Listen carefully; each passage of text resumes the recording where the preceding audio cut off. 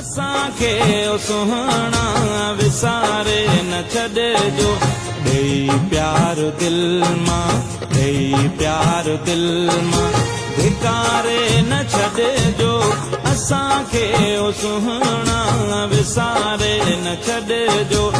सिंध धरती जे कुख मां हज़ारे अहिड़ा सपूत ऐं अनमोल इंसान पैदा थींदा रहिया आहिनि जिन मथां सिंध ऐं सिंध जे माण्हुनि नाज़ कयो आहे। उन्हनि मां हिकु सुरीले आवाज़ वारो शख़्स पैदा थियो जंहिंजो नालो रहमान मुग़ल हो ऐं उन जॾहिं सिंध खे पंहिंजो कयो तॾहिं वञी सिंध जो बेजिल सानी सरमंद सिंधी बणियो।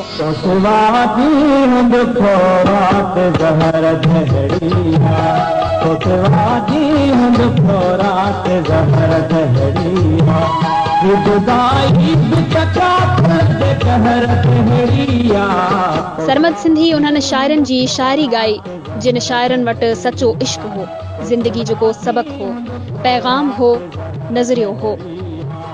सरमद सिंधी खैरपुर मीरस जे हिकु नंढड़े शहर पिरियालो में जनम वरितो। नंढी उमिरि खां ई खेसि ॻाइण जो शौक़ु हो।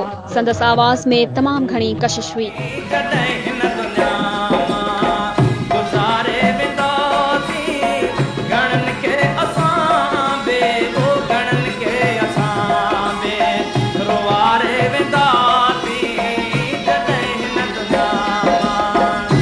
जॾहिं सरमद सिंधी जी पहिरीं ऑडियो कैसेट रिलीज़ थी त उन जो हिकु गीत सूरन संदे सुकरात आ जेको उस्ताद बुखारी जो लिखियल हो तमामु घणो मशहूर थियो। टीवी ते संदसि आवाज़ में ॻायल पहिरियों कलाम तुंहिंजी यादनि जी वरी या वीर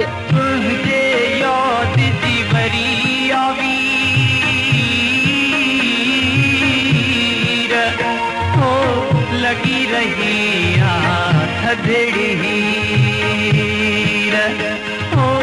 लगी रही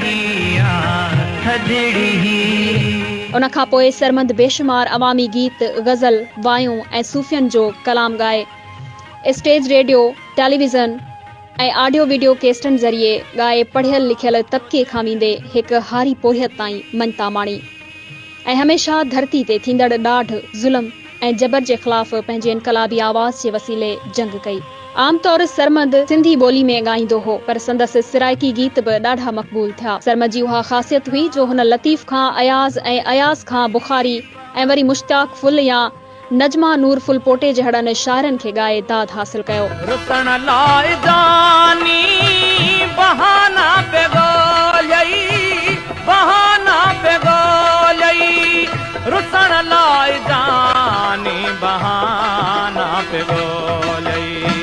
बिना कंहिं ख़ता जे ख़फ़ा थी वियो बिना कंहिं ख़ता जे ख़फ़ा थी वियो। सरमद सिंधी हिकु कार रोड हादसे सबबि हिन दुनिया मां 27 डिसेंबर 1996 में लाडाणो कयो। सिंध जे महान कवि शेख अयाज़ सरमद सिंधी जे वफ़ात ते ताज़ियती तासुर में लिखियो आहे त सरमद जो आवाज़ अञा ताईं कतियनि जे कननि में गूंजंदो हूंदो ऐं सितारा इहो ॿुधी सोचींदा हूंदा त सिंध धरती जो अहिड़ो अपगिरह आहे जिते अहिड़ी लाज़वाल ॾात पैदा थी सघे थी।